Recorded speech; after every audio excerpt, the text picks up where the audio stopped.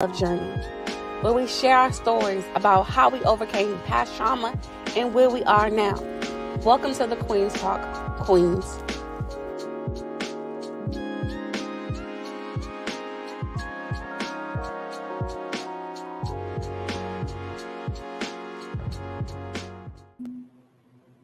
Hello, everybody. Hey, Stacy, how are you? Hi, I'm great. Thanks. Welcome to part 2 of the Emotional Finance Summer Series. This is part 2 of our conversation. So, Brown Girls, welcome. This is a safe space for women to come and share their stories and talk about past trauma and where we are now. We kind of motivate each other and encouraging one another and kind of applaud each other. And because I talk about self-care and self-love, check out my products, Embrace by Leslie Ann products. They're shea butter brace and a lot of things to help with anxiety and feel goods and moisturizing. And also, don't forget to like, comment, subscribe to my YouTube channel and follow me on Instagram. Also, too, for anybody who's joined, we want y'all to be a part of the conversation. So comment in the chat so we can talk to y'all, so we can answer some of your questions. And towards the end, if you have any questions, just send a message to us. We'll be glad to answer any questions you have. So, Stacy, tonight we're going to talk about finance as an entrepreneur. It's a hard road to get into to understand finance. Can you tell us a little bit about your story about how you started with the finances as an entrepreneur? Sure. So, in the first part of the series, I believe I talked a little bit how I got into banking as a teenager. It was one of my first jobs. I was an employee, so I didn't need to finance that business. In 2005, I decided I didn't want to work for corporate anymore and I wanted to chart my own path. So I started a career in real estate. And that one didn't need as much financing because, it's sort of self-driven.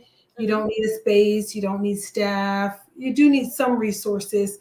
So I did finance my life a little bit through the things that people often use, like credit cards and my own savings. I had a 401k from my corporate job that I cashed out to support myself while I was growing that business.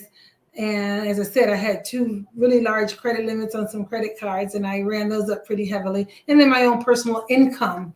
So when you're in business, your current income is a source of revenue for you. Yeah. So for me, when I started as an entrepreneur, I had the stimulus check. I've never told anybody I had the stimulus check, and I was able to start my business. I was able to start doing selling my shea butters and getting the equipment for my podcast and getting stuff. And I need to charge it quick. I was able to do different things like that. If you leave, you can. I'll be right back here to help you. But for me to start my business, the stimulus check helped me out. But I will say that I spent a lot of money unnecessarily, and that's when you first start becoming an entrepreneur. Sometimes you spend money that you don't need to spend it on, and it's trial and error, getting different inventory or getting different equipment. It's kind of like a fish out of water. I didn't know what I was doing. Yes, I was a hairstylist, so I was an entrepreneur in that way, but becoming like a different type of entrepreneur where I was now selling retail product, and I was now doing a podcast, and I was now doing motivations and kind of having sessions for other people. It's a different type of business finance you had to get into. I even got my LLC during the pandemic or whatever, but before I didn't have that, so it was just a new world for me, and I didn't understand it still. But now I recently found out that there's different resources for me to get to. Like I have this training course come up. It's free resources. I have grants that I'm looking into. I'm at just finding the different free resources so I won't have to spend all of my personal money on this business. But yeah, I love it and it's growing, but I had to find another way kind of source my business. That's what it's all about, like trying to find another way that's a free way that can source your up and coming business. I would say, Leslie, and excuse me for the interruption if that was heard. I thought I was muted. But so if you're running a business, it should be producing some revenue. Otherwise, what's the point in being in business? So that revenue should also be part of the cash flows to continue to invest in the business. So let's say you're a product-based business and you have to have inventory. You have to buy the materials to make the products and the packaging, and then some marketing and branding. So those things should be part of your financing for your business. The current income, as I mentioned before. So there are other things that don't have a high cost. And if you use your credit cards wisely, you can keep the cost for that down pretty low, depending on what kind of interest rates you have. And then, of course, if you have friends and family or a family member or partner who can help support that business, you can use that. Or if you still have a job, as many business owners do, your income from the job can be a way that you use to finance your business. Yeah. What I realize is that some entrepreneurs, they spend their last. They say, "Oh, I believe in my vision, so I'm going to spend my last." I don't think I didn't spend my last. I don't think that's smart to spend your last because you don't know how it's going to go. One minute the economy can be good and people want what you have. Another bit it can drop. So you just never want to take your last. I know that our dreams are big and we want to explore and believe in it and put money into it and invest in it. But sometimes that's not always the best idea. What is your advice on that on entrepreneurs and spending their last? So there comes a point where the business is growing enough, and to grow, it needs an infusion of cash. At that point, you might consider outside investors. Now, for that, you may have to decide, do you want to give up a little bit of control of the business? Someone that is Mm, also having some say in what product offerings you have and how you spend dollars and things like that? Or do you want to give a percentage of the future of your business? So those are the things you have to think about. So you don't have to spend your last, but if many investors want to see that you have been willing to spend invest your own dollars in this business, because think about it, why should I, if you the investor or the person who has the dream or the passion doesn't do it? exactly. So what are as you're an entrepreneur and your insurance and I know business insurance, what are some of the common mistakes you see when people are starting their business when it comes to finance? That's a good question. So one thing they often don't do, I think you touched on it, is they don't take it seriously as a business. What you have to realize is that you, the person, are a separate entity from you, the business, and you have to treat it that way. So you need separate business checking, business savings account, business financing, credit cards, things like that. And you definitely, since my focus in business finance is on insurance, and so you definitely need to have insurance. I always say from the moment you make your first dollar, you've created a risk that's outside of what you normally do, and you need to have that business protected. And I get it. In the beginning, sometimes people don't see it that way until someone starts requiring them to have it. Let's say you're a salon. Your clients are thinking, oh, is she going to bleach my skin or burn my hair? So you have to Right. protect yourself from being the hard-earned income and assets that you're acquiring now. You don't want them to be lost because you didn't protect it with the right insurance plan. Yeah, I agree. I don't have an insurance plan, but that is when you're a hairstylist and you are working with people, the public, that's a good investment to have. I'm working on getting it now since you helped me to figure that out is business business insurance, basically. Um, yeah. And let me So add there, that can be more complex than people think, which may be part of the reason people don't always do it, because many people are multipreneurs, right? So they do hair, and I'm just going to use it as an example, but then they sell products, and then they wrote a book, and then they speak, and then they may have this other thing that they do on the side. Maybe they do something that's completely different, like technology. So it's a very different risk and a different business. Once you start having employees, you need workers' compensation. If you have a space, you need general liability to protect yourself, there. And there's so many things. Your business needs life insurance. If something happens to a key person in your business, how are you going to recruit and hire that person? So there's something called key man insurance if you have key employees. So things like that people need to think about as ways to, it's a huge part of your business finance, because it protects the assets and the income that you've worked so hard for. yeah, I agree with everything that you just said. But for new entrepreneurs like myself, where I'm a fish out of water, I'm Mhm. trying to get my business on the ground, and get it started, and I can't afford that right now. Like I'm trying to, like I always have to make sure I have enough revenue and inventory coming in, and I have to make sure that I do content. It's just a lot of money you put out, and people don't see behind the scenes. What advice can you give to new entrepreneurs who really can't afford it right now? Again, it's not as, it doesn't cost as much as people think. It actually costs you more not to have it. Wow. Often people don't know what it costs, so they think it's expensive. Once you know what it costs, you just price it into your business. For example, if you um, do nails, or if you are a realtor, if you do hair, and I'll keep using that example, you know what your products cost, you know what your time is worth. But if you know what, okay, well, it cost me this much to rent the space and I need this much in insurance, I just have to price it in. I have to price it a little bit higher. Every business that you use and are served by has already calculated that in, and that's calculated into the prices you pay. If you go to Walmart, the prices of their goods are based on what it costs them to maintain that space, to have employees, their insurance, their taxation, and things like that. And that's how prices are built, and that's how we as entrepreneurs have to do as well. Yeah. And I want to add to that, I was doing some research earlier about how as small business owners, especially among African American community, so few are business owners. So therefore, we don't have a history of knowledge and experience on these things. So We it's don't. without guidance, most of us don't have a way to know what to do or even where to go. The number of calls I get from people who don't know what they need, like which one should I have? Do I need professional liability, or do I need general liability? Do I need errors and omissions? What do those words mean? So we just it's we talked about it briefly last week. Money doesn't make you wealthy, but it's knowledge about money, being intelligent about money that does. And insurance is a part of that, among other things. Learning how to finance your business with or without investors, using with or without friends and family, how to get the least expensive money to grow your business so that it doesn't eat into your profits. Let me use the example of a restaurant. Owning a restaurant can be very expensive. It can have a lot of overhead because it is a product-based business.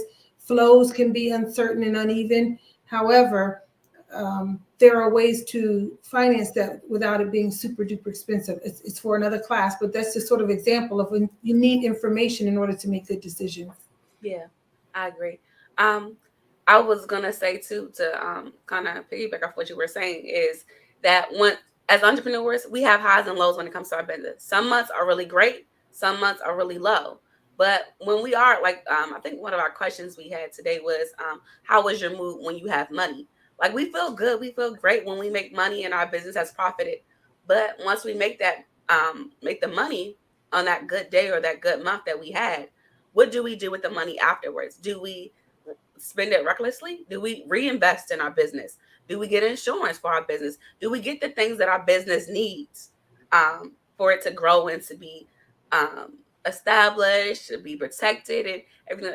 I think that for me, it's just like, okay, I got a little bit of money, I can get this, but no, you got to reinvest and see what else the business needs. It's not for play money. If you want this business to grow, you got to water the plant. Like you got to, like when a plant's growing, you got to keep watering it so it can grow and prosper. I love that. Sometimes that investment does cost money, though. Maybe you get to a point where you realize you need help. I had those same challenges in the early days of my business. Sometimes I was overstaffed. Sometimes I didn't have enough staff. Sometimes I had the wrong staff. Sometimes I had the right staff. So those are decisions that you're making on an ongoing basis. It's not a static thing. You have to constantly be reviewing your business plan.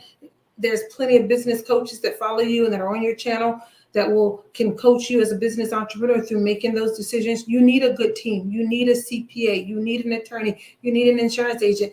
Those are the things that you can't forsake, even if they're not on retainer. At least somebody you can pick up the phone, like myself, that you can be like, hey, Stacy, do I need this? Do I need that? Or this situation came up. What should I do? Or is that covered? Those kind of things.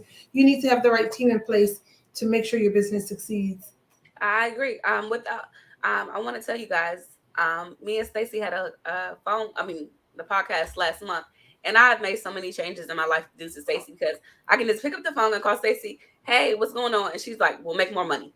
And it was just the simplest thing was like, stop spending money, make more of it. So it's just like when you kind of, and I was telling her that Netflix has a series on what is money, and different YouTube channels has. I've been addicted to these videos since I've been talking to Stacy, and it makes you really understand what money is and how to use it, because a lot of times we misuse money and we don't put it in the right places.